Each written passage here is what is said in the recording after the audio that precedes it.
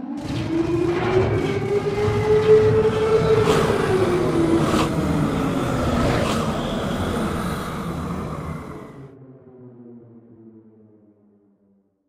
God. It's too much. I can't handle this part. I'm leaving. My technical guy's having technical issues. We're not gonna be able to see Instagram live chat. Oh well. Shit. Yeah. How do we even? I'll figure that out for another time. I was gonna say, how are we gonna field questions from Instagram? I don't know. We'll figure that out. Let me see your phone. No, that's okay. Okay. Hi guys. Hey, can you pull up the chat? You know I need the chat, man. I gotta be able to see what's going on here. I need the chat because then I know that everyone hears us and sounds good and everything like that's lovely. That's messed up, Renee. I have issues. That's beside the point. What did Renee say? Pokey always has issues. Oh, that's, All right, so we're good. We're live. Yeah, we're good. Oh, all right. What's up, everybody? How's it going? Thank you for being here. Appreciate it. It's another Beast Mode podcast. We actually figured it out. It was number 88 tonight. 88 tonight. Tonight's number 88. So that's pretty exciting. Yeah. We were actually listening to a good friend of ours, Dave Solo, last night on Walker Nation, and he had his 200th show last night, and so it prompted me to count how many shows we've done. This is 88, so we're definitely lagging behind, but that's okay. We'll catch up. Everyone, please warm welcome. Say hello to our guest tonight, Karen Ceesay. She plays Bertie on The Walking Dead. Hi. We'll get to your questions in a little bit, but first of all, we want to, talk to Karen a little bit and just, feel out where she's come from. When did this all come together and everything like that? So, with that being said, where was the starting point for you? Where did you figure this is your life choice? I started acting when I was 10 years old. And I did musical theater. I'm from Philadelphia originally, and I did train with Freedom Theater, dance and acting, performance, movement. So from a very young age, I wanted to do that, and then got sidetracked like junior high school because I was really good at math and science. So I wanted to be an engineer. So I went to an engineering high school. Wanted to do that, but was still doing acting on the side, like doing theater or doing competitions in the drama club at an engineering high school. And I came to Atlanta to go to Spelman College and went there. Was a dual degree engineering major and didn't do too great. So I was like, let me take an acting class because I know I'll do well in that. My teacher was just like, I can tell you've had training. It's not right for you to be in this intro class. So she gave me extra stuff to do, and so I started working backstage. So I learned all about lights and sound and, props, set building, things like that. So I was really good at that stuff, too.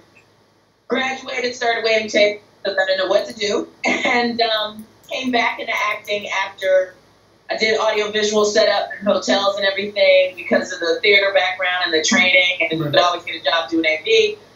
So decided just when I was in my late 20s, I was like, let me just really get back into acting. That's what I want to do. This is what I've always wanted to do.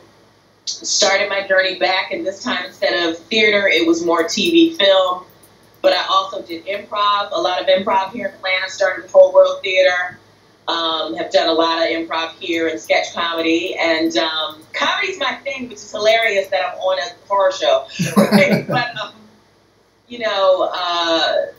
so I write, I produce, I do a lot of things in town like community outreach in the community.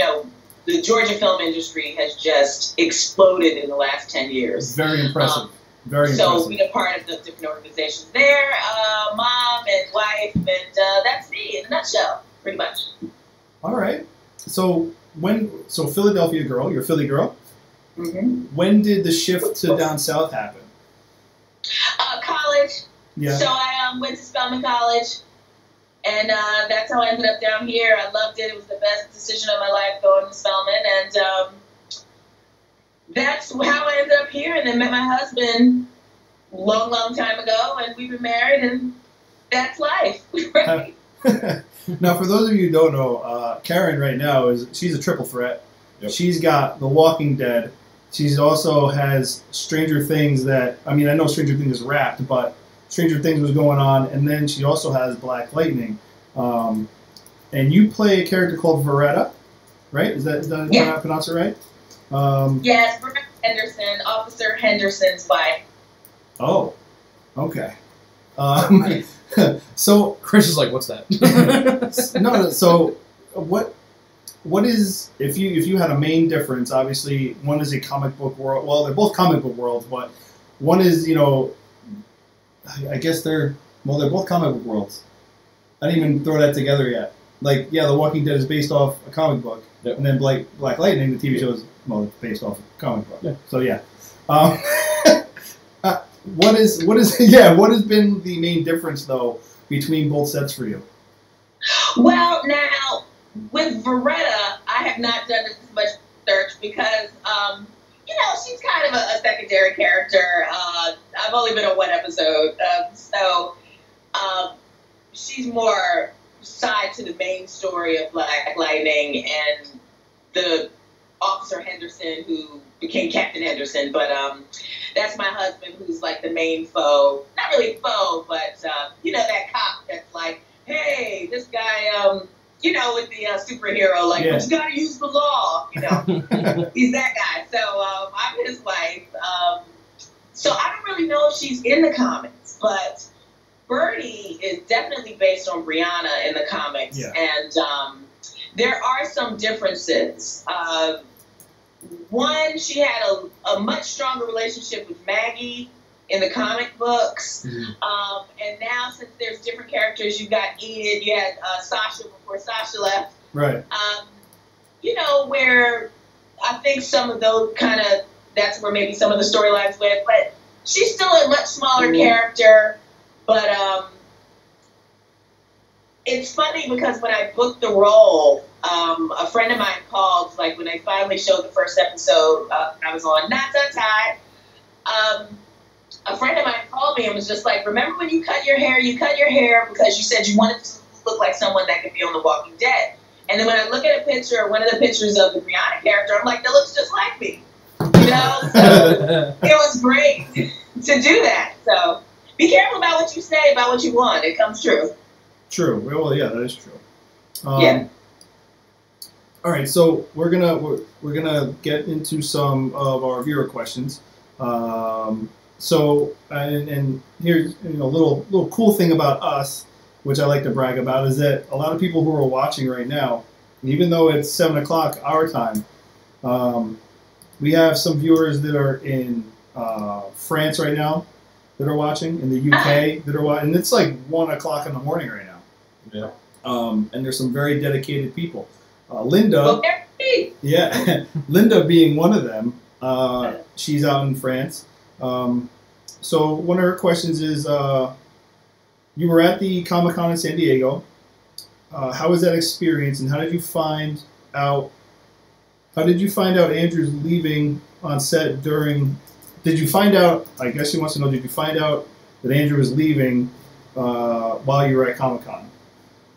No. I have been hearing things, but I hear a lot of those types of things. I hear with the fans. And sometimes a fan will DM me and be like, did you hear? What do you know about this? I'm like, really? Is that what happened? So I kind of found out about Andrew Lincoln at the same time mostly everybody else found out. Yeah. Comic-Con is definitely a different experience for me than it is for Andrew, Denai, Lauren, Norman. It's a different experience for me. But it was so amazing. It was my first time going. I got to bring my son, who is very into cosplay and very into all these things. He got the app and was like, I'm going to Hall H.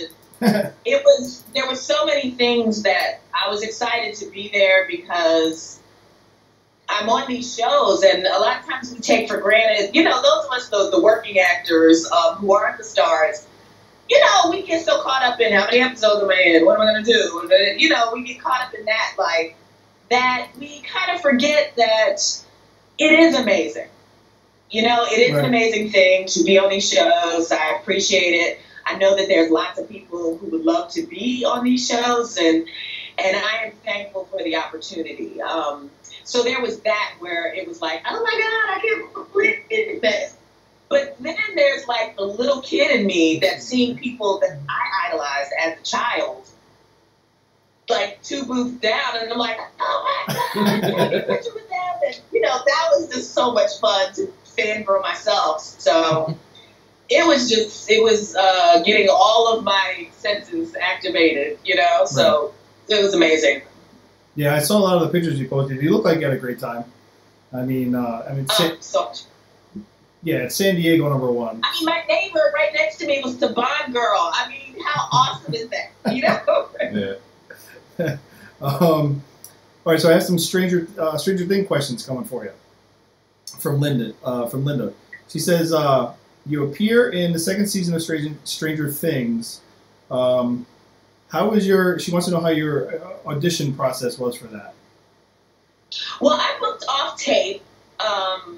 So here in Atlanta, we do a lot of self-taping. We don't necessarily go into the casting director's office like we used to, but I had been working with the casting director for a long, long time. So, what a lot of people don't understand when they're starting off in acting, it's not just this one audition. It's a series of auditions. It's auditioning for lots of shows that you'll never book, but you still did a good audition. It's showing that you can always turn in good product and not just happen to do well in this one audition. Mm-hmm. So I had already been established here as someone that could audition on a regular basis. So that has to be said because there's a lot of people who had the opportunity too, who also did good work. And, it's over a period of time. There's so many people that are great actors that for whatever reason didn't book this part, and I did.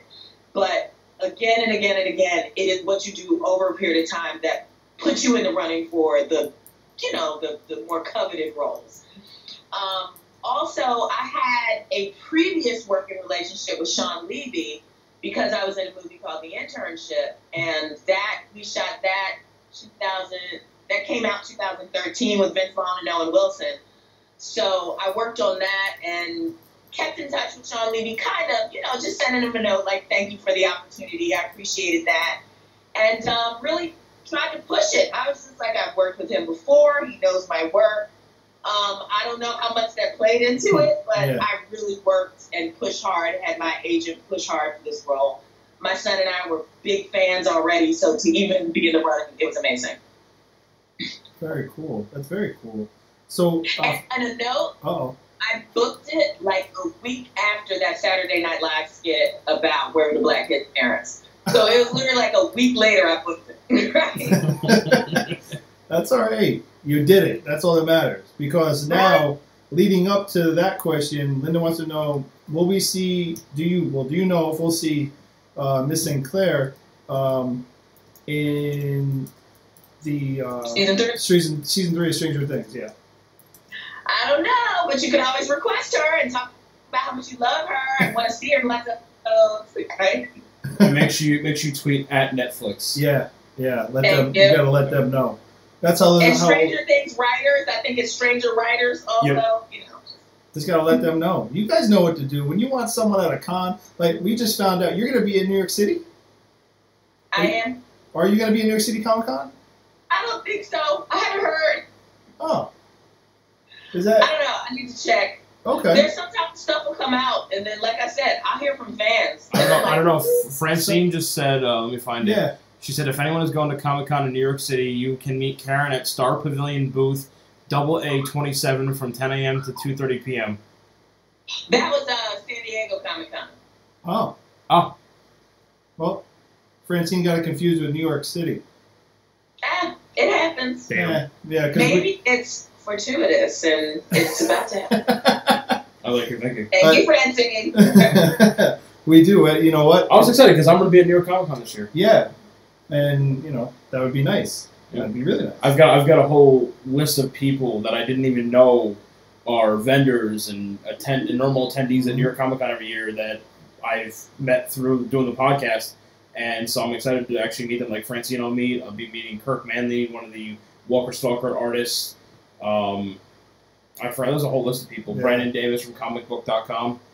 a bunch of people that I have a list of meet. So I thought I was going to add you to the list, but we're gonna add you to the list. It's gonna happen. I like we put it into the universe. It's in the universe now, and it's gonna happen. I told you about what happened with Walking Dead. Yeah. It took like 2-3 years, but I made the decision. This is what's going to happen, and it happened. See, I like it. It's all about the power. It's all about power, positive thought. Yeah, exactly. Yep. That's all. Linda also wants to know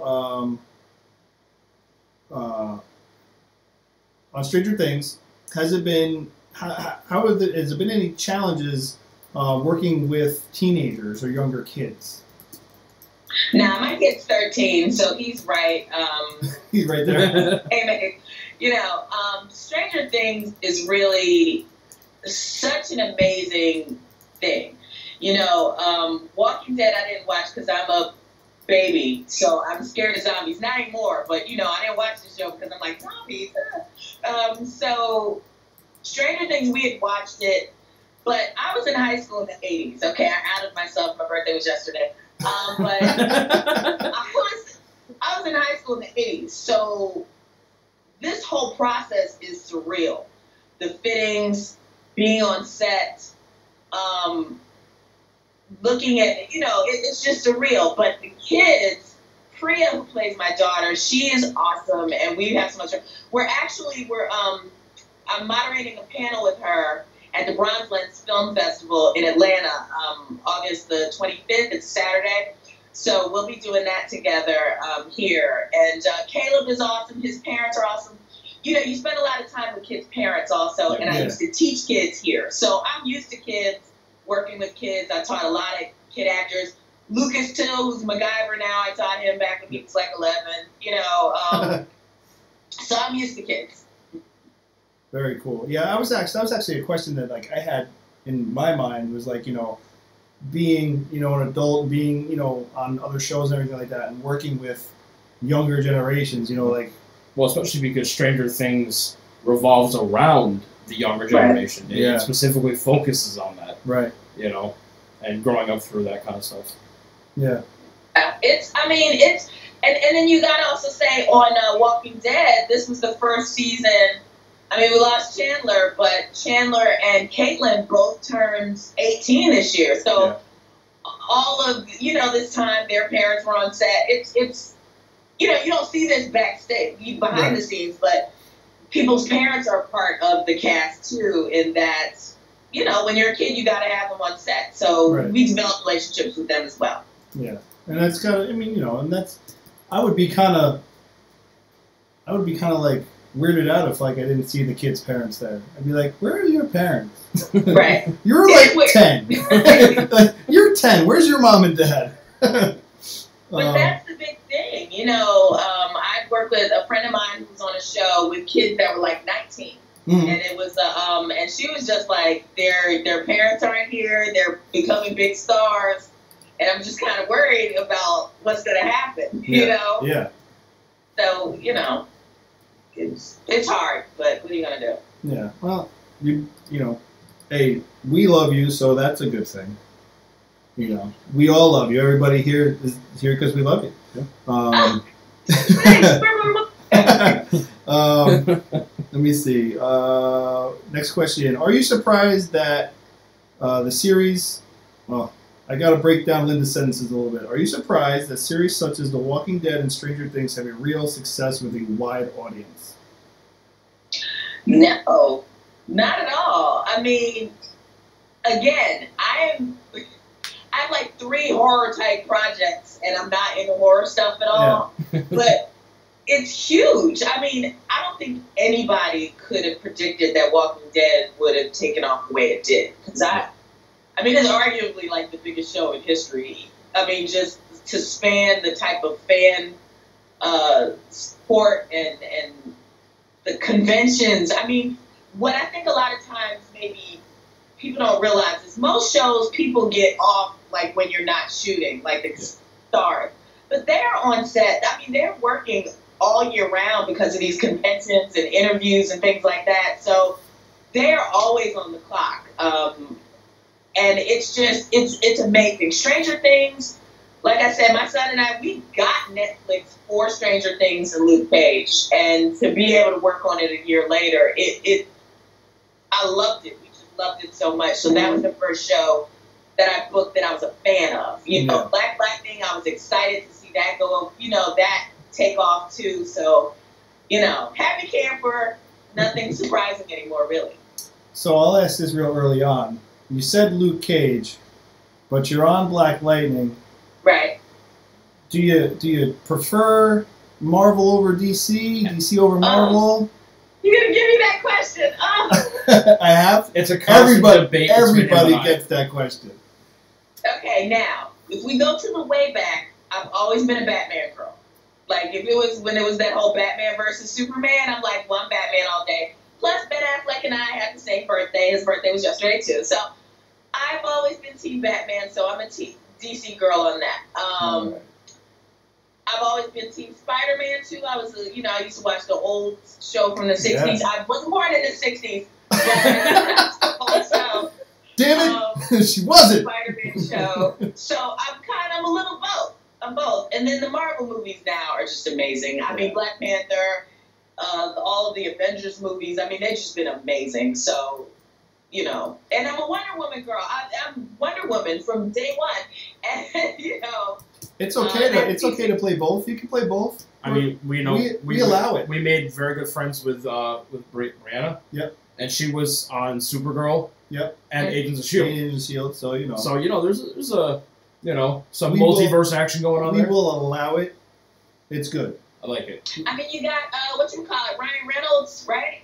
Yeah. The Green Lantern. We don't mention the Green Lantern. We don't talk about that. I know. We don't talk about the travesty that was. It's still there, though.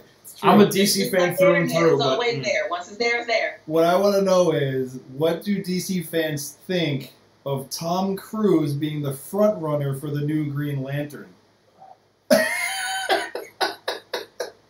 I almost peed myself laughing to death over that. I was like, are you kidding me? He's 5'6". You can't put Tom Cruise down, because if Tom Cruise knows how to do anything, it's how to make a movie. You know what annoyed me? Mission Impossible, yeah. Here's what annoyed me. Okay, I'm a huge Arrowverse fan. Like I told you, Karen, I love all the Arrow Legends, Supergirl, Flash, and Arrow has hinted multiple times at Green Lantern. They've talked about the Ferris airfield. They talked about the experimental test flight that went wrong, which is how Hal Jordan got his powers and everything, right? Mm-hmm. A lot of people thought that David Ramsey, who plays Spartan on Arrow, or the Green Arrow's main sidekick or partner, a lot of people thought he would be Jon Stewart, and he would actually we'd find out his birth name was like Jon Stewart or something, and that we'd actually have a cameo of someone playing Hal Jordan coming in and giving him the ring. And they pretty much ixnayed that and said, yeah, that's never happening. So, for me, it's just, I don't know, any other adaptation. I got really excited because I thought that was going to happen. And for me, seeing Tom Cruise being Hal Jordan just wouldn't do it for me. Yeah. Well, but we don't think he's going to be Hal Jordan, do we? I mean, I don't think he's going to be Hal Jordan. But I don't know. But, I mean, there's only right now there's in comic book, right, in DC Rebirth, there's actually 2 Earth Green Lanterns. A male and a female. Mm-hmm. But there's only been, I think, 3 before that. Hal Jordan, Jon Stewart, and I can't remember the other one. My son will know. But it's just, I bet he's going to be a villain. I would say he's going to be a villain and not, I mean, he's had this long, incredible career. And, Tropic Thunder, nobody was expecting him to do that. Tropic Thunder, True. Magnolia, Born on the 4th of July. People have been doubting Tom Cruise for years. I think he might be able to come through and do something. I mean, I'm going to leave it open because, again, he knows how to make a movie. I just don't know if I picture him in CGI green. You know what? I will at least give it a chance because I gave Batman vs. Superman a chance. I gave Wonder Woman a chance, which Wonder Woman, phenomenal movie. I thought Wonder Woman was the beginning of a redemption for the DC extended universe. Wah, wah. That didn't happen. Justice League was a flop, but I'm excited for the Cyborg movie, and I'm excited for Aquaman. So how do you guys think Aquaman's going to go? Because I was a little skeptical, but I'm a Jason Momoa fan. I love Jason Momoa. I don't look. I don't fault him for doing the part. Right. I fault DC. I fault DC for having it be a solo Aquaman movie because I'm excited because of they're supposedly bringing the villain Black Manta. Yeah, that's fine. Which I'm super excited for. I mean, a whole movie, just him with his long hair and being wet, and I know the women love that crap, but you know, I'm just saying. He doesn't even have to speak. No, that's wrong. Hashtag me too. No, right? No objectification. I'm just saying. I mean, while we're on the topic, Gabby had a great question. What did you think of Ross Marquand as Red Skull in Infinity War? Yeah, I thought that was cool. A cool twist. I really did too. I literally screamed out in the movie. I was like, ah, Ross! You know? What was it? It was awesome. I was so excited for him, and it goes to show that everyone that's been on these shows, like, they kind of started off one place, and each season they just become bigger and bigger stars. You know, you see Lauren breaking out. She's got Mile 22 coming out, and of course, you have Lear. I'm super excited for Mile 22. Me too. Denai. Yeah, she's killing it. She's killing it. I'm sorry, but while we're on the topic of Denai, I saw the funniest blooper from Infinity War. Was it Infinity War? And there's a scene where her and I can't remember the actor that plays Black Panther, but he's having a speaking scene. He's having a speaking scene, and there's a goat in the background making noise, and Denai just completely breaks character and starts hysterically laughing. And he just turns and goes, "Come on!" He's like, "We're gonna do this now." Yeah, great. It's funny. You know, you can't kids and animals. What you can't control? Yeah, exactly. Right? Kids and animals. You're gonna get noises somewhere or another. Yeah. All right. So here's a good question for you. Between Bertie, Miss Sinclair, and Beretta, which character do you prefer to interpret and why? I mean, of course, Bertie's awesome because I get to run with guns and knives and stuff. You know what I mean? And that's awesome. But Mrs. Sinclair is just. That's probably what I'll get. I don't get recognized because we look different because of my hair. But when I tell people that's who I am, that's the only one they're like, you know, where they know it automatically. With Bertie, I gotta be like, so I'm on Hilltop. If you remember back at season such and such, I said this. If you, I had on a hoodie, right? You know? So. Again, with Mrs. Sinclair, with the show just taking place in the 80s and all of the first night when I straightened out my hair and curled it like that. Yeah. I mean, it was surreal because I watched the Goldbergs. Like, you know, we watched the Goldbergs because I grew up in Philly in the 80s. Right. And I came downstairs and my hair was curled like I looked exactly like I did in high school. And then I'm watching the Goldbergs. They're at the mall I used to hang out at in high school. And I'm like, you know, the house that we shoot at is unbelievable. Yeah. So Mrs. Sinclair is really the most fun. Black Lightning set, I really truly enjoyed being on the set. It was very comfortable on set, and I don't know. So I just really enjoyed working that show. I will say that I was half and half on it, but I was kind of disappointed when the producers of Black Lightning said that they were not going to have crossovers with the Arrowverse. Just because they're on the same network and it's the same comic book company or brand. But at the same time, I'm actually kind of proud of that for Black Lightning because that way they can stand on their own 2 feet and they can make their own name. Yep. And they could always down the road say, you know what, we've established our name, we're a big hit. Why not have a crossover? And they can do that way down the road. They don't have to do it, you know. They didn't have to ride the coattails of the Arrowverse. They can speak for themselves, which I think is awesome. Absolutely. Well, it's so difficult. It's such a different situation nowadays for writers. Yeah. And the showrunners of these shows, because it's so difficult. You want to tell a story, but you don't want to have how you go about telling these stories be so affected by what everyone's opinion is in the world. You know what I mean? Yeah. And then you add the whole spoiling factor to it. Yeah. I mean, it would have been awesome if the world hadn't gotten out about Andrew Lincoln, and that had just been a shock, you know? Yeah. And it's just so much more difficult because it might be something where they do want to do something down the line, but they want it to come out on their own. Mm-hmm. So it's hard for them to know what to do and what to say. You know, don't envy their positions. Follow-up question to, since we're talking, we're on the topic of black lighting. Linda would like to know, would you like to be a superhero, being on Black Lightning, with superpowers and being able to bring justice and everything like that? Right? I mean, yeah. Who doesn't want to be a superhero? You know? When I was a kid, because I used to watch all the stuff. Like, I watched the X-Men, I watched, Spider-Man and His Amazing Friends. That was my jam. I watched, okay, I'm not going to say what I watched because that really takes it back. But I've always been a superhero girl. Wonder Woman, Underoos, the whole nine. I mean, it's just, my friend was embarrassed when I went to see the Wonder Woman movie because I went in costume. But everyone wants to be a superhero and have the abs and the outfit and the cape and the boots. Everybody wants that, right? Absolutely.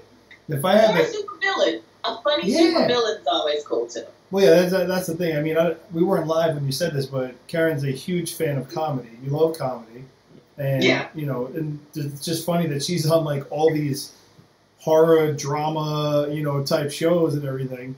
And I'm a scaredy cat. I'm petrified of horror stuff. I'm like. That's awesome. So really quick, with that being said, I mean, you're on a show. You're on 2 shows that are part of the horror genre, Mm-hmm. I mean, have you had a moment, maybe on Walking Dead, where you've seen a walker and it kind of freaked you out a little bit? No, in person it's always different. Yeah. But now, you see you walking down and you see them on the phone like, hey, what's up? I was like, and you see them at lunch yeah, so can I get some more Brussels sprouts? Thanks, right?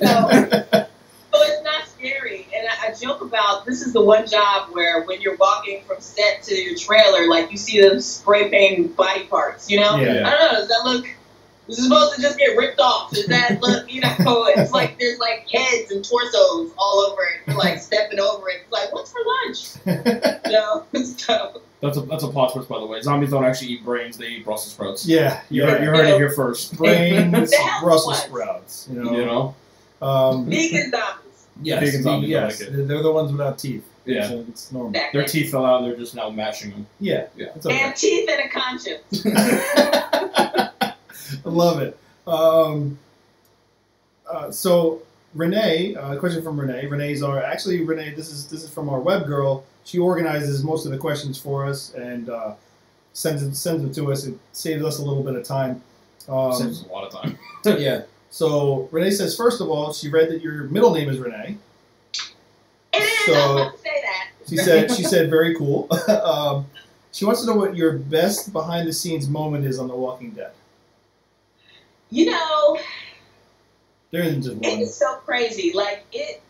It is the most fun ever, and I have a whole list. I think the first day that it was this is the coolest job ever, is, the episode where Sasha was teaching us, it was then this season, right before the war, and Sasha was teaching us how to throw knives. Yep. So it's literally all of us that kind of come in together, keep in touch. So all the Hilltop people, if someone comes up with a bail check, we'll text each other. Did you get a call? Did you get a call? Are you in it? Did you see it? Do I die? Oh my God. Right? So we text each other back and forth.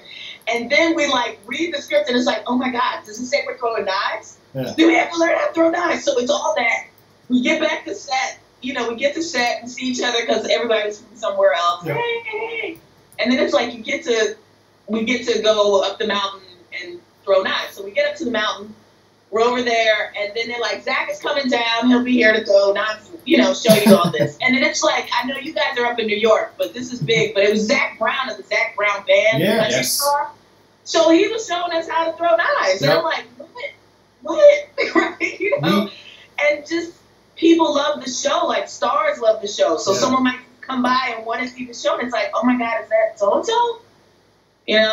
Just hanging out. It's good to see Peter didn't lie to us about the whole Zach Brown band. Yeah, we thought Peter Zimmerman was lying to us about that, but It was fun. I'm wait a minute, is that Zach Brown? That's awesome. Yeah, right? I mean, whatever. No big deal. Yeah, that whole day was fun, too. It's just like the background sound, they're all behind everyone that, when they throw another knife, it's like, woo, yay! Now, and everything was real, right? I mean, obviously, everything was just real, legit knives and weapons and everything, or? Yeah, I mean, we were throwing them. They're not like sharp. Right. I mean, and it wasn't always, editing.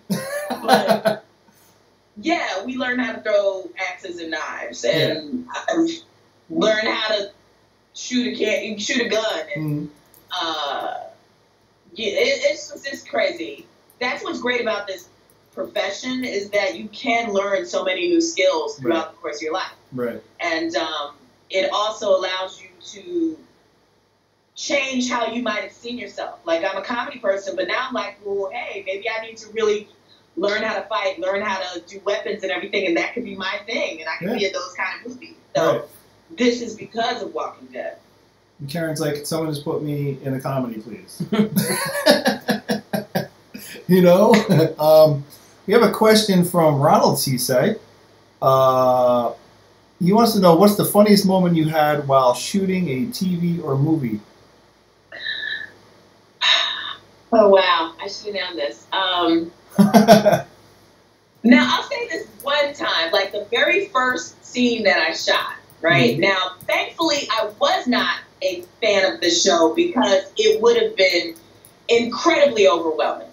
My first scene was with Rick, Michonne, Glenn, Abraham, Daryl, and Maggie. Like, that was my first scene. And my first scene is Michonne taking my knife and everything over. So, needless to say, if you guys remember episode 611, Knots Untied, we were hiding. Mm-hmm. And so we're hiding behind the wall. And I'm like, I'm just laughing because I couldn't believe I was here. Yeah. So every time I turned around, it was like scared. But then when I come back, I'm just cracking up with like, but there's other stuff I just can't remember. But it's really just a camaraderie. We all really get along really well, and just the talks, and I'll think of something hilarious after, of course. No, we get that a lot. Everybody talks about how it really is a family with you guys. Filming and everything. So, and Andrew kind of sets that presence on set where, everyone who's brought in that's new or whatever, doesn't matter. You're welcomed. You're treated like family from day one. So. Yeah. I mean, the first day, Lauren came to our trailers, knocked on the door, introduced herself. Welcome to the show. I'm Lauren. I play Maggie. And it was just day one, everyone was very welcoming. And then I had known Melissa before, but I hadn't worked with her at all. So that was great when we got to work together. But, Andrew, if he sees you, it's a hug. It's a, hey, how you doing? And welcome back. And, so yeah. What's everything you hear about him is true. That's awesome. What's your feeling about, him walking away? And I'm saying walking away because I don't think he's getting killed, personally. Yeah. Well, I don't know what's going on, and I can be honest about that. I really don't. Yeah. Right? But, again, they are on the clock year-round. Yeah. Year-round. And to have this kind of position, I mean, you just be on set, and it's like a piece of paper. Here, sign this, sign this, sign this, sign this, sign this, sign this, sign this. This is for this, this is for this, this is for this. And it's got to be exhausting. And it's got to be... Yeah. He does have small kids, and he wants to be more in their lives, and you can't fault the father for wanting to be with his kids. And especially when you have, even when he's with his kids, there's probably so many people that are just constantly taking his time. Yeah. What is it, 9 years now? 8-9 years that he's doing the show? It's a lot. It's a lot to ask of people. Absolutely. Yeah. And, for all the people who are out there, we talk about this all the time. Like, oh, Rick can't leave. Rick can't. Man, yeah, he can. He absolutely can. Yeah. Look what this man's done for you, for everyone who loves this show. He can. Yeah. You damn right he can. So. And then we also have to remember that Georgia is hot AF, and they're doing all this, and we're doing all this running and full speed and all this stuff in like crazy heat. Yeah. In addition to just the emotional turmoil. Yeah. And it's a lot. And he's given a lot. So I just wish him well.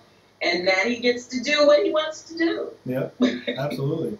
One of the founding fathers of the Sonoya Dead Bash has checked into our chat. Oscar wants to let you know he says hello. Hello, Oscar! He's My first fan art. Yes. The first fan art I ever got was from Oscar. That's awesome. Oscar's great. He's a very near and dear friend and family member to us. Yeah, absolutely. All right, one more from Renee, and then I'm going to kick it over to you with the other list. All right. We got... Oh, she said, I read that you're a great cook. What's your favorite thing to prepare? Well, I love to cook a lot of things. However, Thanksgiving is my thing. And I promise you on Instagram, you know, I've always done like tips and everything for Thanksgiving, right. But I'll be doing it all on Instagram this year. But I love Thanksgiving, and I love cooking. I cook from scratch. Everything. And my husband's a chef. So I cook for those days. And I just absolutely love, I don't like the drudgery of everyday cooking. Mm-hmm. Like breakfast, lunch, and dinner. Breakfast, lunch, and dinner. Breakfast, lunch, and dinner. I don't like that. But I love to prepare a special meal and really, you know, get into all those things. So, yeah. And I love Italian food because, you know, I grew up in Philly. So, love cooking Italian food. Sorry, I had to raise the roof. That's right, and I know it's not sauce, it's gravy, but... What? No! No, she didn't. Yeah, I did. Oh, no. That's it. Where's the stop button? No, I'm just kidding. No, it's all good. You know what? We do the whole sauce gravy argument all the time, and it's by region. It really is. You know, if you're from north, it's one. If you're from south, it's another. Yeah. You know what? If you put it on pasta, I'm gonna eat it. So no matter what you call it, Yeah. Yeah. I know in South Philly they say gravy. Right? Oh, do they? No way. Yeah. South Philly. That's how I know it. My friends from South Philly back in high school. Mm-hmm. See, I just want to go to Philly to get an authentic Philly cheesesteak. Right. And I know there's only a couple places you can really go to get like the home of the Philly cheesesteak. Yeah. Now, the ones that everybody knows, I'm not going to say them because I don't want to be throwing shade, but I went to Pagano's on Old Guys Ave and West Oak Lane. That's where I always went. So when I go back, I got to get Pagano's. And you know it's legit because she even said it with the attitude. You know, she's like, she put the hand in there and everything. The Philly dude. 100%. I love it. Yeah. Let me see. All right, Linda, go ahead and send it to me, and I'll check it out because we have another list to start over here with you. All right. Now, Karen, we asked you about, you know, kind of like your funniest behind-the-scenes thing on Walking Dead. But what's been your greatest experience on The Walking Dead? What really kind of made you just feel like, you know, this feels like home. This feels, you know, like a family almost. I mean, we connected very quickly. I think the first time was really in the trailer when we were getting fitted, like when they were doing our hair. I usually wear my hair lighter, so it had to get dyed because, you know, there's no highlights in the apocalypse. So when we went through that day of fitting and going through hair and makeup and everything for the first time, that's the first time I met Alon, who played Wes. He was, we were in the first scene together. Like, we were the ones that got rescued together. And then Peter Zimmerman, who plays Eduardo, you know, he's a big old fan favorite. And we just kind of, that was the first time where after we went there, they took us over and introduced us to Mike Stratton, who's he directs a lot. He's also cinematographer on the show. And then met the cast, and it's just like when we're walking through, like, but really the first day on set, we just kind of gelled. That's awesome. Really gelled. Very cool. That's awesome. Buddy Buckets 21 Gaming asks, how do you feel about Connor? About what? Connor. Not sure. I'm not sure. Oh, is that Connor? My Connor? Can you ask her how she feels about Connor? Connor. He knows who I'm talking about. I know. He's watching. I told him to watch. There we go. Okay. I'm like, a character named Connor? Like, That's why first I was confused. I'm like, who's Connor? Right. Yeah, we know. He knows. Oh, well, there's another question from him, so... Yeah, he asked, Okay. Can you ask Karen how Stranger Things differed from her other shows and films that she's acted in? Well, again, okay, Stranger Things was also, it's the show that's really popular with kids. And kid audiences and kid fans are just, it's so awesome. Yeah. I was at my kid's school waiting to pick him up, and, I'm standing there and I see a little third grader and his dad is just like, he wants to tell you something. And he's like, great job on Stranger Things. And then he high-fived me and I'm like, oh, this is awesome, right? And also Stranger Things, again, it's that whole surreal aspect of they are so amazing at recreating the 80s. Like, yeah, I felt like I was at a friend's house from back in high school. Like, and then it's Winona Ryder, who was like, the Miss 80s and 90s and everything. That's what's crazy. It's a different muscle because each character is so different. But Stranger Things, I love Walking Dead because it's been amazing. But Stranger Things is probably the one, since it's a smaller cast too, that because of the era means a little bit more just because of that. That's awesome. All right, where do we go next? Mike, sorry, I have terrible eyesight. Mike asks, sorry if this has been asked already, I don't think it has. But Karen, how do you feel about Andrew Lee? Oh, we did that. Yeah, I'm sorry, we did. Are you going to be at Walker Stalker Con in New Jersey this year? Not yet. I kind of got, I wasn't focused on getting into the conventions and everything, so I kind of just started working on that this year. Okay. And by the time you get into the current year, they've already kind of filled the docket for the rest of the year. So probably 2019 is when, depending on if people drop out or whatever and they can't do it or whatever, I might be added to things. But pretty much we'll start seeing me next season. It's very competitive. There's so many characters that it's really hard to get in. And, what are you going to do? Yeah, well, I know. But again, you can request me anywhere. Right. Absolutely, and that's the thing. Like, once again, all you need to do is tweet and tag Walker Stalker Con, and let them know. Like, this is the woman you want to see. Yeah. So, and New Jersey's in December. We got time. We can make this happen. I'm saying. And I want to go to Jersey. Yeah. It's almost home.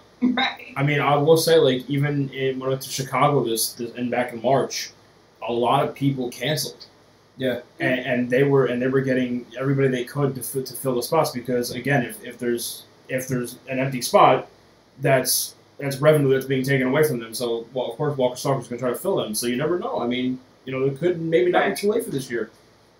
Yeah, no. Yeah, Jersey's still booking. This is the one business where anything is possible. Yeah, absolutely. You know what I mean? Like anything, and it's the type of thing that anything can change like that, like one day. Yeah. So. Yeah, I have a message for you from the Everyday Rick Grimes.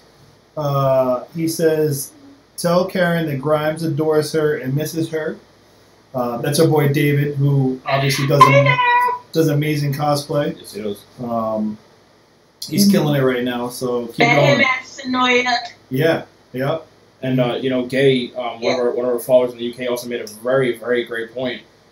You could also do Heroes and Villains Fan Fest, which is affiliated with Walker Stalker because of your Black Lightning and Stranger Things route, because there's a lot of that that stuff going on. So you can definitely do that. Yeah. It's great. It's just there's always something to be working on as an actor. Like it's always like, do I do this? Do I do this? Oh, I gotta do this. And then we're artists, so it's like, oh, but I gotta check my Facebook feed. Right? It's like, oh, I gotta post this. Linda out in France wants to know, living or dead, what character in The Walking Dead would you have wanted to play if you couldn't have played Bertie? Sasha. Right. Okay.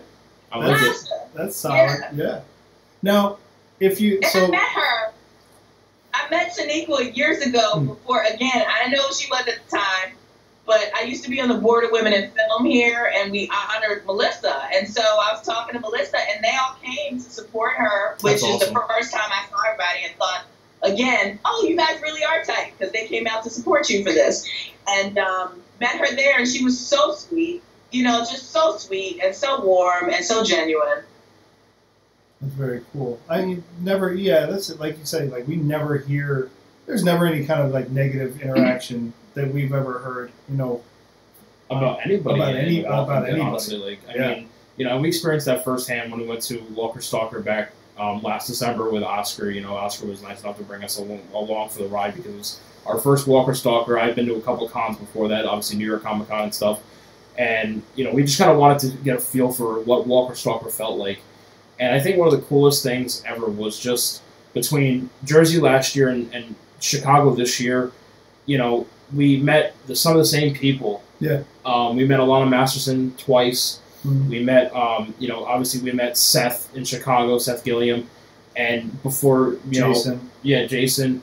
And all these people that we've already talked to. And, you know, Alana recognized us from Jersey.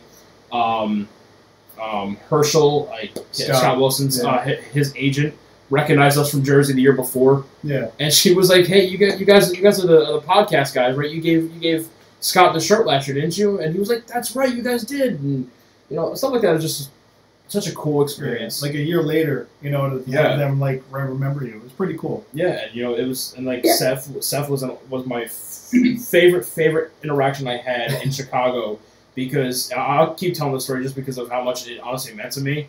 But Seth we had a photo op for him, but we were online for our photo op with Jeffrey Dean Morgan at the same time. And honestly, Walker Stalkers, their photo ops, I mean, you could have, you know, you could be on one end of the line, and you've got one, like, let's say with Norman Reedus over there, and then you've got one with Cooper Andrews, and it's over there.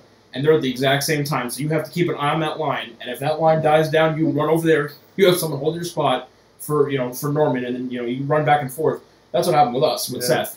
Yeah. And we noticed, Chris and I turned back around, and we noticed that Seth's line was completely gone. Yeah. And I'm like, "Chris, we gotta go." So me and him go running, and thankfully the photographer saw us coming, and he opens the curtain, and he's like, "Guys, go, go, go," because he recognized us from all the photo ops we did. And Seth had his back turned to us, and we looked at him, and we're like, "Where are you going?" And he turns around and goes, "Oh, get the hell out of here! You guys were gonna be here." And it was such a cool experience. Yeah. And that kind of just like sums up all the experiences I've had with all of you guys. You know, you guys from the show and just this entire fandom. You know, in general, it's just been such a warm and accepting environment. And I mean, you know, you're used to people just. I guess you don't expect it. Yeah, I don't know. You don't want to sound narcissistic or a pessimist, but you know, it's like you kind of just expect like, I'm too important to talk to you, or you know what I mean. Like it's like once your fame gets to a certain point, you feel like that that corrupts people sometimes, and it has not been the case at all. No. Well, honestly, in defense of the famous people, sometimes it's so hard.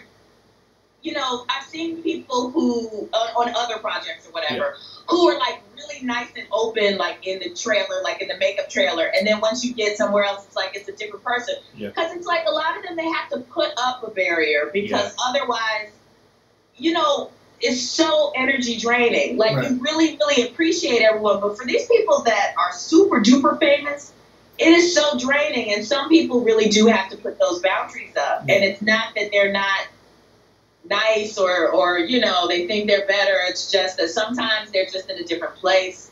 You know, they got 10,000 things going on in their head, and you know, so I understand what you're saying though, because I have met those other people where I'm like, well, you're not that famous, okay? Well, that's the thing. Yeah, I mean, that was amazing. Yeah, you're not that famous.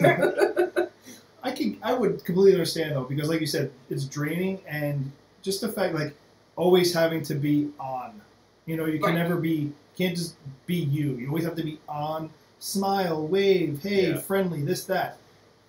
Look, everybody has a bad day, no matter how famous or how it just happens. You know, they're people. Yeah, people. I remember there was one time where Angelina Jolie was on the red carpet, and everyone was dissing her because she wasn't smiling, and it found out a couple days later she just found out her mom had cancer. Yeah. It's like, you know, they're people too. Stuff. People are real people with real people problems, even though they have a lot of money. Yeah. You know? Yeah. So, you know, just remember that. Exactly. All the time. Yeah, absolutely. What we got next? Let's see.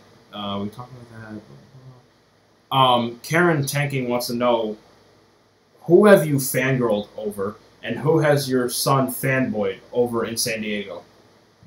Okay, well, I'm going to tell you the first person on set that I just straight fangirled over is Kari. Because my son and I love Teen Titans. Yep. And I made my kid a Cyborg costume like 2-3 years ago. That was amazing, right? And so when I sat down next to Kari in the makeup trailer, I was like, I'm fangirling. And then Kari did a video for my son. Like, he was just like, come on, let's do a video. And, you know, that just made my son's life, right, at that moment. So that was amazing. At Comic-Con, again, I get little kids that'll be like, oh, and that's crazy because I'm like, I'm a mom. Like, I'm like your mom. Like, don't even trip. Like, it's just what I do, you know. But then, you know, 5 minutes. Okay, wait a minute. I got low battery. I thought I had it plugged in. Technical difficulties. Yeah, I thought I had my phone plugged in this whole time. But, I was all like, you know, 1 minute I'm like, this is crazy. Why would they be tripping over me? And then I'm like, oh my God, it's Erin Gray. And I used to love her when I was a little girl because she was on Silver Spoons and Buck Rogers. Wow. And I just went into complete fangirl mode because of that. So, yeah.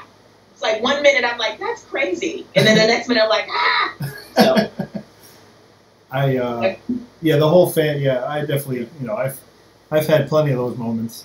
Especially at the cons. And I think what you said, Karen, really kind of just epitomizes that. Like, you know, you said you're a mom. You know, you could be anybody's mom. You know what I mean? So it's like you're just like that person. And I think that really kind of just sums up this whole universe for me. It really does. Just showing how down to earth everybody we've had an interaction with from the show has been. We have not had a bad experience with anybody from the show, which I think is a blessing, honestly. Yeah.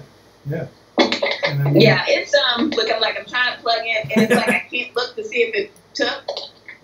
You're good. If you got it, it's all right. Everybody will understand. I promise. All right. But yeah, it's crazy. Like kids, I've been, you know, I used to when my kid was in kindergarten. He's in 8th grade now, but when he was in kindergarten, I used to work part-time at the school, taught classes, you know, substitute teach and everything. So and I used to volunteer a lot in PTA. So, like, the kids have known me, and it's like, now they're like, oh, and, you know, and I'm like, why are you guys acting like this? You've known me since you were 5. Like, what are you doing? You know? What's changed? Yeah, exactly. Yeah.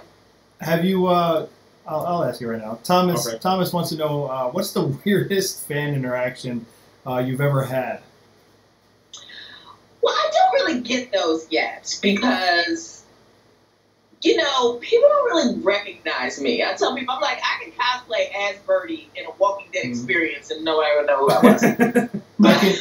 I'm going to raise my hand and say it was me in Sonoya walking up to her going, hi, I'm Chris from Beast Mode. Can I take one of your cards? I was just like, so how do I was like, I don't know why. I was like, just in this moment where I was like, I want to introduce myself. I need to be back on stage, and I got this and I got that. So I was just kind of like casually strolled over. Well, see, hi, how are you? You know, the funny part about it is that out of the two of us, I am the socially awkward one. This is probably the most I've ever talked in a podcast. Let's be honest here, people. Chris is the one that does the interactions. He talks to people. He does a lot as far as our reaching out to people, getting people on the show. And I kind of just make sure that everything. I give our podcast a facelift. That's what I do. I'm listening. I just don't want to die in between. We will not. There's no dying will happen at all. Whether it's your phone or Bertie, okay? Die. No upside down for Mrs. Sinclair. So you know, with me not being there, Chris has to make up for the awkwardness. You know, because I would be the socially awkward person. I'd be like, "Hi." Okay, this is when I have to step away for a second and be like, "Give me another cable." Right. All right, let's do. Hold on. What's that? I'll put another cable. For some reason, it's not charging. Uh-oh. We're having... Oh, so it's the cable not charging. Uh-oh. Yeah, I don't know. It's like pulling too, so I thought it was charging this whole time. You can hear me on the Womp womp. Well, staff. David says he was genuinely freaking out about meeting you in Sonoya, and I mean, I wasn't freaking out. It's just that like I'm networking, you know, and I'm there and I'm trying to network and meet new people and try to get, you know, like, oh, I'd like to have this person on the podcast. I'd like to have this person on the podcast. So, and you know, there's also like I feel like there's a little bit of a pressure too there because you're not only representing Chris, you're representing Beast Mode too. Right. So it's like you're trying to do right by the actor or actress and the show, right, and the podcast and yourself. And it's like, so what's Beast Mode? And I'm like, well, let me tell you about what Beast Mode is. I'm glad you asked. We're a podcast. What we do is we go live. But wait, there's more. But wait. So yeah, you know, just walking around, and I really remember walking up and oh yeah, wait, oh no, wait, I did it on the wrong one. Never mind, go back. See, now we're having technical difficulties, and it's perfectly fine. And see, I'm sitting here like, there's no way I can see if the little charger thing came up, and I don't want to do anything and mess it up, but I'm hoping this charged. Let's see. Hold on. Did you get whatchamacallit? Now we're having Instagram issues. That's weird. Instagram only likes to go live for an hour. Close that out and reopen it. I will. Instagram only allows you to do 1 hour at a time. Which is so weird. I don't get that, you know, whatever. But okay. Yeah. Well, we'll see. If we disconnect, thank you so much. I appreciate it all the time. Yeah, then you got to do the Queen's wave goodbye. Queen wave. Oh, God. All right, let's see. What else we have? Yeah, we'll get... what do we got? 1, 2, 3. There was another one up here. Yeah, Linda from France has one. Lauren Cohen will exit The Walking Dead in the 6th episode, but Maggie's story is left open-ended. If it is left open-ended, who do you think could become the new leader of Hilltop? Or in your personal opinion, not in Bertie's opinion, in Karen's opinion, who do you think would be a good leader for Hilltop? Well, I mean, there's a number of people. I don't want to speculate. Because there's so many people, and then the minute I say something, somebody be like, well, she said,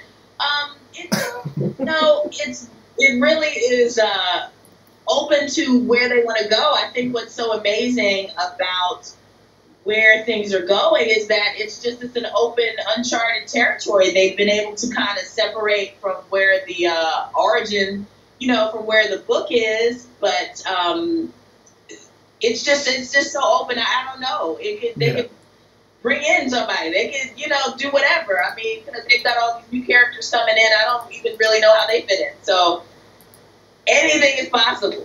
Yeah. And, you know, obviously there's the question about, you know, does Daryl take over? Does Norman take over after Andrew leaves, you know, as the lead? Me personally, like, not for nothing, but I wouldn't mind seeing, like, Denai take over. You know, I mean, Michonne as a leader, look, she's been with the man who has been running the show. Yeah. Why wouldn't she be a good fit? You know? Because she got Infinity War 2, and no, let me stop. Right? I don't know. It's, you know, she got so much stuff going on. I don't even know how she's still doing the show, right? Unreal. You know, I don't know anything. You know, I never know. I'll say something, then I'll be like, wait a minute. I don't know that was legit, that people took that as legit, right? But, you know, I am really excited. Once I saw the trailer, too, I just became more excited about where the story is going. Right. Super excited about the Whisperer's War, seeing that, you know, because now I watch the show, so now I'm a fan and I want to know what's going on. So I'm excited about this season and seeing where they take it. So, talking about the show, when did you start watching or paying attention to it? Was it after you landed a spot and you were like, well, let me figure out what this is about now? Yeah, so normally I would watch a whole bunch of episodes, but I'm like, I'm not doing a marathon of a zombie show. I will not sleep for days.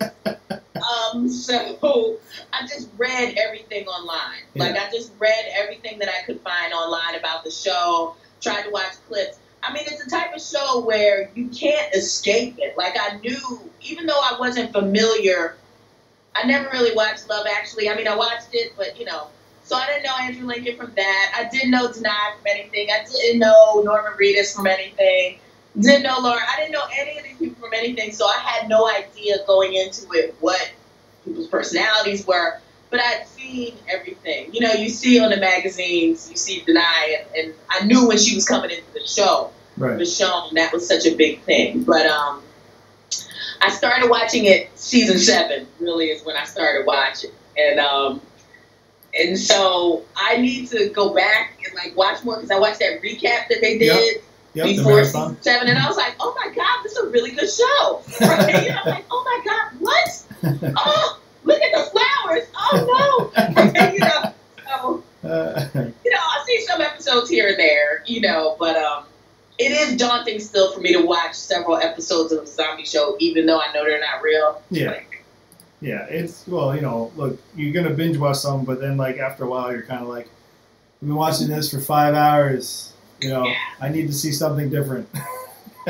Laugh a little, It's comedy. See? Segue right to the comedy. Well, that's like, when I watch Netflix on my Xbox. Yeah. And obviously, Xbox has what's called achievements. And when you do something specific in a game, you unlock an achievement, and it gives you gamer score points, whatever. Well, when Netflix first came out for Xbox, or first became compatible with Xbox, they had achievements for Netflix. Right. And it was like, watch an entire TV show in a week or something.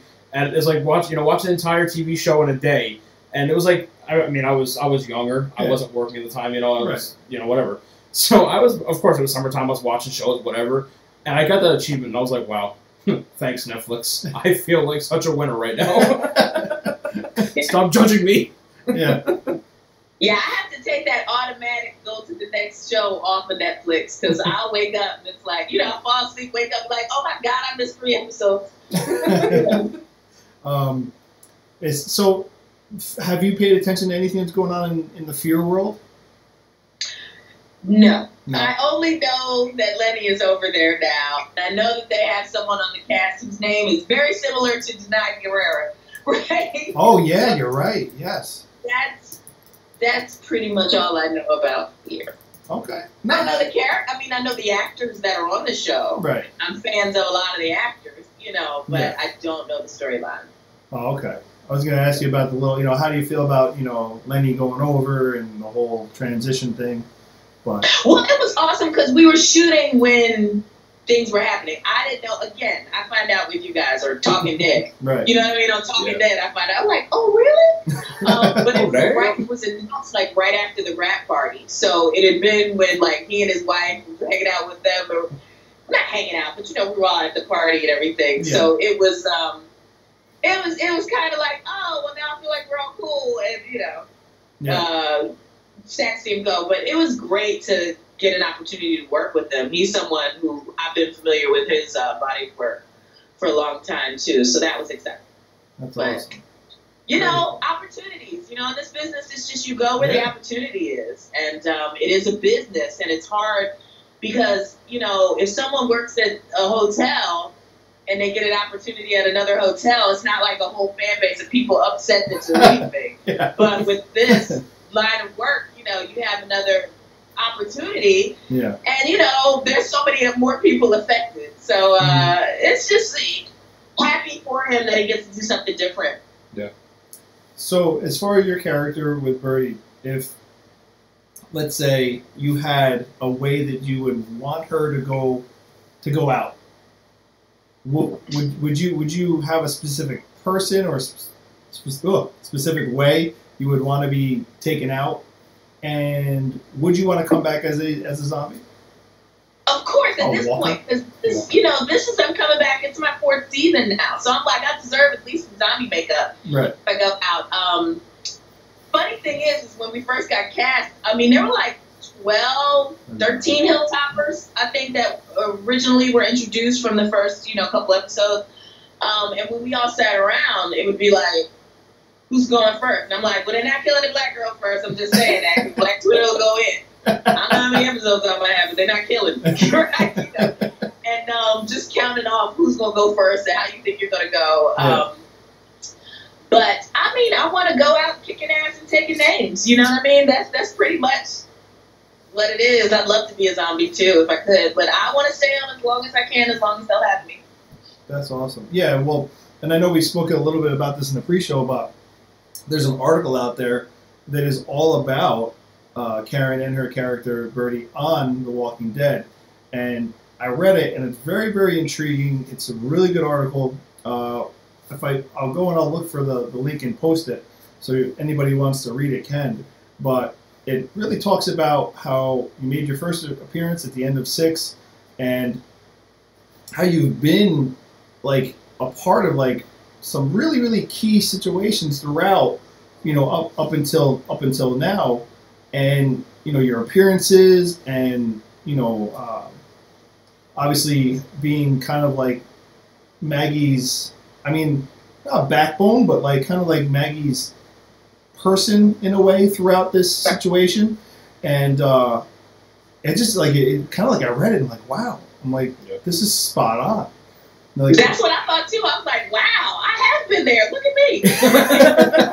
I was like, this is really awesome. I mean, this is, you know, when you know the writer put it together and put the timeline to it and spotted these, you know, specific situations, moments, these moments and everything. I was like, okay. I'm like, there's a plan here for Bertie, for Karen. Like, there's probably a bigger picture for this, you know, because otherwise, why would she have like all these pivotal little situations and stuff like that? So I'll find the story and I'll post it for everybody to read.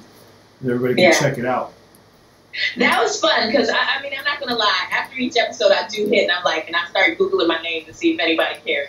You know what I mean? I see if anybody was saying everything. And when I saw that, I was like, oh my god, that's so great, because I had just been rescued from Walker Tobin. You know what I mean? Right. And I was kind of, that scene also was awesome because Jason's so nice. Like Jason's just so, you know, we all kind of got to know each other a little bit from season 7 finale. On to when he finally left. But also when Bruce got killed, you know, Bruce died in that scene where, you know, where Tobin was coming after me. Ted, who plays Bruce, Ted and I have been friends for like 15 years. So that was just hilarious. I'm like, look at you dying. You know what I mean? I'm David, you die. You know what I mean? We're just joking. I'm like, look at you, I gotta save you. You know, but it was fun to get to. We had known each other for years, and so we finally got to work together right before he got. So that was fun too, you know. Very cool. Yeah, fun scene. Happy that someone noticed where Bertie's been. Yeah, nice. Karen also wants to know. So, if we have a second Sonoya Dead Bash next year, would you want to come and hang out with all of us again? I would love to. I had so much fun. And I brought my husband to that. He was there. Yeah. He was like collecting my money and everything. But it was just such a cool little event. Like, it was like eclectic, and I liked the fact that it was art driven. Yeah. And I didn't get a chance to see all the art that I wanted to, but I really enjoyed that. Funny thing is, though, and this is a funny story now, but leading up to that was like last week of school and all the crazy like field day and this day and all this day and awards day, and I was getting everything together for the bash, and I mean every single person I was dealing with was screwing up, except this other mom, my other mom friend who got my banner together. So needless to say, by the time I got to like the last screw up, I exploded in the store, like just nuclear, just all out. And all I could think was, I'm just hoping no one's recording this. And this ends up online. But it was just trying to get to Sonoya was just, the road to Sonoya was hilarious. But I just enjoyed myself so much there. I can see the headline now. Bertie goes batshit crazy. Walking Dead actress. Like, that's what I would say. And I'm like, I'm not even a big character. Doesn't even count. I'm not a diva. On Instagram, Sunshine Lou 24, she would like to know if you had to choose between Hilltop and Alexandria. Alexandria. Would you? Let me see. would your character prefer to? Where would your character prefer to go? Now I know. Now Bertie's gonna stay with Hilltop because that's a community. You know, Karen really loved shooting at Alexandria because it was nicer. Like where we were hanging out was nicer. Right. And they had Wi-Fi. Like Hilltop, you gotta walk around like this. And where's? I think I can send a text here. You know. But you know, Bertie's a Hilltopper. That's her. She's there. Those are her people. Yeah. And Alexandria's nice to visit. You know. Yeah, it is. They had these huge tubs in the houses there. Like, it was just great. Like, we'd be there, and then we just hang out. Everybody go in a different room, right. Go to sleep, or, you know, whatever. Yeah. You know. Yeah, no, it's a fun little area to go to if you ever, you know, for those who maybe who haven't gone. But, yeah, Sonoya, that little area, it's fun. It's a cool atmosphere to be in, you know, to just be there where it was born, you know. Yeah. Just a note. Because, like I said, I'm very involved in the Atlanta film, you know, Georgia film community. And it's been 10 years with the tax breaks that we've had that have allowed all this work to go on here. And it just shows, you know, the film industry has given about $9.5 billion in indirect spending to the state of Georgia through this industry. And that's an example of how that works, is because the little town now has a whole thriving business as a result of a TV show shooting there. So all of these other businesses that thrive, it's a look that people want to visit because of the industry. So, you know, that's a way that it helps our economy here in Georgia. Right. We were actually talking about that last week where we said that, you know, Atlanta is becoming, like, you know, the new Hollywood. Like, Hollywood was decades ago, and, you know, Atlanta's where it's at now. It is. You know, and there's two places, Atlanta and Vancouver. Yeah. Right. Yeah. Now, I like that Georgia is the #1 film location right now. It is the most projects are shooting here now than anywhere. However, I don't like to call it Atlanta the South, or, you know, they call it Hollywood of the South or whatever, because I feel like everything has its own personality, and we're definitely not Hollywood. Right. You know what I mean? We're our own entity. We're kind of like a teenager. When we're growing up, you can see the powers, but we're still growing into what we have going on here. And it's just, I think it's great. You know, 10 years ago was nothing, and now Marvel is just based here pretty much, and it's amazing. And it really is. I forgot, I was looking at, somebody posted a map of the United States and stuff like that, and it was about production and everything. And literally, like, Georgia was just filled in with everything that's filming. And I mean, me personally, I couldn't be happier because, you know, for how long is, like, LA and Hollywood had this stranglehold on the industry, you know? And now you're just... Well, and for me, as a feminist, you know, I went to a women's college, and I was on Word of Women in Film. I'm getting ready to throw a brunch for women. It's for our gubernatorial candidate down here, but you know, I think we've had a moment of feminism where we're at a moment in time where we're seeing Hollywood and a lot of the things that have happened with #MeToo, you know, Time's Up, where I think this is a place for Georgia to fit in, because we're not hierarchical like that. Like, we don't have all these unhealthy practices built into our structure the way Hollywood has. So I feel like with what's going on there, we get to build a new place here that we don't have the casting couch, and we don't have things like that here for a new era. So that's another reason where I'm like, we're not Hollywood. Hollywood got some things going on over there, right? But I love Hollywood. I love LA. It's different. I mean, LA, I've been there. I mean,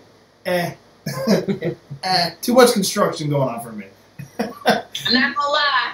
We don't have any beaches here in Atlanta. Yeah, the beach is 4 hours away. That's true. That's true. Savannah. Love Savannah, but, you know, I'd like a little beach, you know, palm tree here or there if you're nice. You got the Carolinas and Florida, though. I mean, you know, you can intermingle a little bit this way, that way. It's all right. Yeah. So, Christy, who is one of our followers, great followers, she said, off topic, but this is fine because we did want to touch on this, the passing of Aretha Franklin. Inspiration for a lot of people. Her music, her legacy, and everything like that. She wants to know how you felt about the Queen of Soul. Well, I mean, you know, how could I feel any way else but respect for her? Yeah. I think one of the things that we need to really point out is that she used that wonderful voice for change and for good as well. So as much as she was an incredible singer, she had the opportunity to help with civil rights, you know, sing for presidents, and those are the things that I think we all admire what she's done as an artist, but how she's utilized her platform is what I think is really what's amazing about her. Yeah, there was, I mean, to me, there was a message in everything, you know, and that's great. Her legacy, you know, and everything that she was, there was a message, you know, and that's what's great about it. Do we have? Linda wants to check your DMs. I guess she sent you a link. That's what I was trying to. That's what I was waiting for. Linda's like our queen of just amazing questions. I mean, the fact that she's still awake right now. Yeah. Unreal. It's got to be 2:30 in the morning in France right now. She said check your DMs. I don't know. I'm checking. I appreciate it. Merci. Was that? I don't know. Was it on Facebook or something? No, I think it might be in the group. Let me see. Linda, I don't have anything in my DMs. I got nothing. I got nothing in here. Let's see. Unless, what you mean? Now, I have a question from Gabby, and I believe Gabby said that she is from Brazil. Yes, Gabby is Brazil. She's one of our newer followers as well. She asked, how do you feel when you receive, you know, positive reaction from fans of different countries? It just goes to show how huge this show is. I mean, I get fan mail from all over the world. It just is amazing to me. Because, again, my day-to-day, since I'm not one of the big stars, I mean, my day-to-day life is still the same. I'm dropping my kid off at school, coming back, you know, fixing lunches. You know, going to the movies or whatever. And so I don't think of myself that way. Like, you know what I mean? Like, I don't, when people approach me, I'm like, what? Right? You know? See that there's people all over the world that are so invested in the show and that I'm a part of it. It's amazing. I mean, I can't use that word too much at this point. I have to be appreciative of the place. I mean, I was in episode 100, and I'm like, that's a place in history. Yeah. Like, that'll be television history, like the MASH finale, the last episode of The Sopranos, Seinfeld. That'll be history, and I'm a part of it, and that's amazing. Absolutely. And I think that Chris and I kind of had the same reaction towards that because, you know, Chris and I would be doing this if we had 5 followers. You know, we have over 2,000 now, which is just, I started this with Chris almost 2 years ago. Yeah. 2 years, you know, it'd be 2 years in just I think a month and a half. And 2 years ago, I mean, we weren't even close to 2,000. You know, and it's just being there right now. It's like, you know, it's just mind blowing. And when we have someone from Brazil, when we have a fan from, you know, Finland or France or the UK or, you know, all these different countries, it's humbling. It really is, because Chris and I do this because we like having these interactions with people who are on the set of The Walking Dead. It's a show that we're passionate about. It's a fandom that we're passionate about. And the fact that you've given us, you know, over an hour is just amazing to us, and we really do appreciate that. And we feel honored to even be this kind of unique meeting point that people can feel like they can sit back on their couch in the living room and just have a conversation with you. And maybe it's not directly, but it's indirectly, but it's still very close to being direct conversation. And me personally, I'm very just proud I'm able to do that for everybody. And again, like I said, we would do this with 5 followers or 2,000. You know, we would still be doing this, and it's really just an honor, and it's really humbling.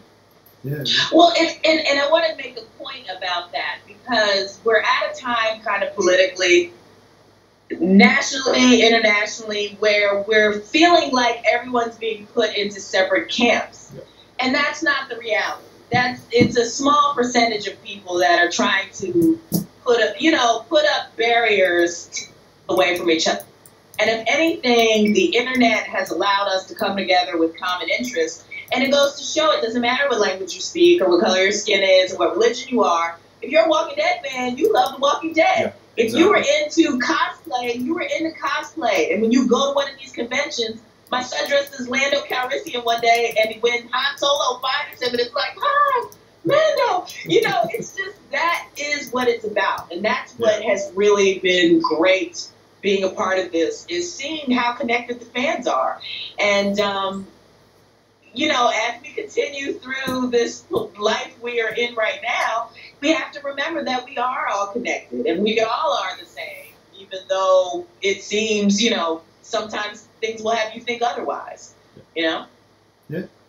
No, that's really a great point because, like you said, at this point in our history as the United States of America, it feels like we're just, we're being pulled in 20 different directions, and we're being told, that because we have a certain belief that, we're a terrible person, or because we have a certain opinion. And the reality of the situation is that, the majority of the people in this country are good people. Yeah. And they just have difference of opinion. And that's the great thing about living in this country, is we can have difference of opinions. Yeah. And people make you feel like you're wrong for having difference of opinion. And it's good to get away from that, because you turn on the news and you just see all this terrible stuff. Chris and I both work private security. Chris works in law enforcement as well. And so we obviously are big supporters of law enforcement and everything like that. And the media, of course, every bad batch, every apple, or what's the saying, every one bad apple. Every bad, spoil a whole bunch. Yeah, there you go. Yep. And that's what gets highlighted. And I was a volunteer firefighter for 5 years. And my father and my grandfather and my great-grandfather were all firefighters as well. So, that's an important one to me.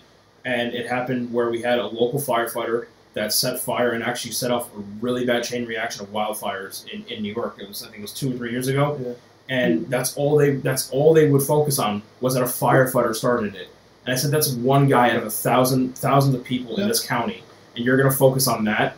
You're not going to focus on the fact that, I've performed CPR on 2 different people. That I have guys who have literally saved dozens of lives, and that doesn't get focused on. And I'm not trying to go on a rant or rave here, but I think how about just the amount of firefighters that died trying to fight wildfires in California? Right. This is a yearly thing. Yep. Yeah. And of course, things. There's times that there are police officers who are unjustified in their shootings, and that's going to happen. But that doesn't spoil everybody else who's trying to make a difference. And The Walking Dead gets you away from that. It does. It gets you out of that, pessimistic outlook on this country and what's going on right now. I just want fair to be fair, because for every uprising you have about one thing, why don't we have an uprising about the cop that was sitting there in his car, someone walked up and blew his brains out? Well, and I don't even want to really. That's a whole exactly. conversation, because I have a 13-year-old son who's 5'10" that's scared to wear a hoodie. Yeah. You know what I mean? Oh yeah. And absolutely. So I won't wear a hoodie. I make a point that on my Facebook page, I always post all the good stuff that we hear about cops. I post that, and I'm like, this is what we want. Yeah. Like, you know what I mean? We want everybody to be like that. We want. we want everybody to be community and to know that we're all a part of the same community. And that's also what's great about The Walking Dead. Whenever I would talk to people and be like, well, I'm not really into zombies, they're like, well, it's not about zombies. It's about rebuilding the community and rebuilding society. And I'm like, oh, okay. And that's exactly what it is. Mm-hmm. It's what are these bonds that will, when people are like, oh, I wouldn't do that. I'm like, you have no idea what you do with all the people you know were dead and you were just trying to live and hadn't eaten or drink a glass of water in a week. Yeah. You have no idea what we do. And this is what's showing that through humanity and through the need to connect, we all have to be together if we want to survive. Absolutely. And this is an extreme case where, zombies are eating everybody.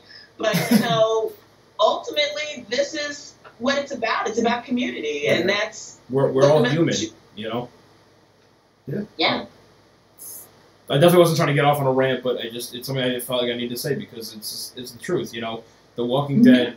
Because if you look at it, there are people of all races, of all sexualities, of all just types and shapes and whatever and beliefs. and they're all coming together to try to just survive and love one another and, you know, whatever. And that's why, you know, I was really happy to see that, you know, Andrew Lincoln and Denai and their characters portraying an interracial relationship, because it's cool. You don't see stuff like that anymore. And that's the reality of our situation in this world. And I just love, like, empowering that, you know, and I'm a very big supporter of equality, and that's just why I feel like I'm going on my soapbox here. But, you know, it's something I think it just needs to be talked about, because if we don't talk about the good stuff, the bad stuff will win. Mm-hmm. Yeah. Well, but it's easy to give credence to that. I mean, of course, batting gets more, you know, bad stuff gets more fanfare than good stuff. Yeah. But if you want to be someone that wants to see more good, then you be the one to put it out there. And I'm not saying you specifically, yeah. General. You know what I mean? I hear so many people say, "Oh, social media is so bad." I'm like, well, why are you posting bad stuff? Yeah, like, exactly. You know, if you want to see that positivity, then you post that positivity, and so that's what gets out there. I'm not, you know, like they said, you know, Martin Luther King, darkness cannot, you know, shut out darkness. Only the light can. Yep. So be the light. Yeah. You know, be the light. Show what it could do. Absolutely. I love it. I love it. Yeah. I think we're ending on a very positive note. I was gonna say, through that whole thing, we came full circle. Yep. And there it is. Full circle. And there it is. And it's all love. Yeah. If we it's just been awesome talking to you guys. I really appreciate everything. No, and we appreciate you making the time for Seriously. us. We know obviously you've been very busy. Just killing it on TV. Thank you. Yeah, thank you for giving an hour and 35 minutes. So that's amazing. We appreciate it. Oh wow. Okay. I had to unplug my clock when I was redoing the stuff, so I'm like, I don't know what time it is. It's 8:35, so we'll get you out of here. Yeah, but exactly. It's been honestly great having you on, Karen, especially because I feel like our schedules were not matching up, and things were coming up left and right, and we finally got it together. You know, and not to mention your diversity as a person. Yep. You know, you bring a lot to the table, and we appreciate it. You know, and that's the thing, is being able to sit down like friends, like the family we all are part of, and just talk. You know, and it can be about anything, because it's all based on a shared love of just topics and each other. You know, and that's what's great about it. So, and that's why I would say, like, you know, whether it's an actor or an actress from the show, or it's an artist who does Walking Dead stuff, or if it's a follower or fan, you're all our family. Yep. You know, that's how I truly feel. Like, you guys are just, you know, I mean, like, you know, with like Peter and James, you know, James Chen. Right. The first time we interviewed them, they were like brothers to us, and I think it's gone like that from everyone we've met so far, and everyone we've interviewed, and you know, it's amazing. Yeah. Yeah, those are, like, I consider them my brothers. You know, they're like my little brothers. Yeah. And you know, I was just talking to Lon today, and be like, we gotta get together. You know, and yeah, I feel like I have new family members, good friends that you know, but actors are clingy. You know, we're clingy people too. You know, we're like, oh. Yeah, but you know, that's when you put the time and effort into creating something that you love, and it's not work for you guys because you love it, and then you know that the fan response loves it. So yeah, I mean, absolutely. You know, why not? Why not invest the time into the people you're working with? You know, so. But we will let you go. We will share this with you, and we'll send it to you so you have a copy of it, whatever you'd like. You know, if you want it to, you know, show family, whatever. Who knows? Everybody says thank you so much for being here, spending time with us, answering the questions. Good luck in the upcoming season. Stay alive. We're gonna pray for that. And if you do part ways, we hope it's a way that you will that you want. And other than that, and do you have any upcoming events you want to announce for anybody? You have anything going on you want to let people know about? Appearances, anything? Well, like I said, I'm doing a panel on August the 25th with the Bronze Lens Film Festival with Priya Ferguson, who plays Erica, my daughter, on Stranger Things. So they'll go to Bronze Lens Film Festival, and they'll get more information on that. And I'm doing 2 panels at Dragon Con this year in Atlanta, Labor Day weekend, I know one is on Sunday. It's a Women in Film panel, and the other one is about diversity. I don't have the title. I think they were still working the titles out. But I'll, follow me on Twitter and Instagram, Karen Ceesay at both. And I post all the information about it. And also my website is listed on my Instagram page at all also. All right, so that if you're not following Karen, you better get over there to Twitter, Instagram. You're on Facebook? I am, but that's your personal honestly, stuff, right? I try to keep Facebook is like really personal. That's where I do all my political stuff and everything, so and family stuff. So I try to. Business is Instagram and Twitter. Yeah, Twitter, Instagram. Go find her at Karen Ceesay. Give her a follow. Check her out. You'll see what's going on. Lastly, really quick, I just want to finish. The thing with Blaine, right? Yeah.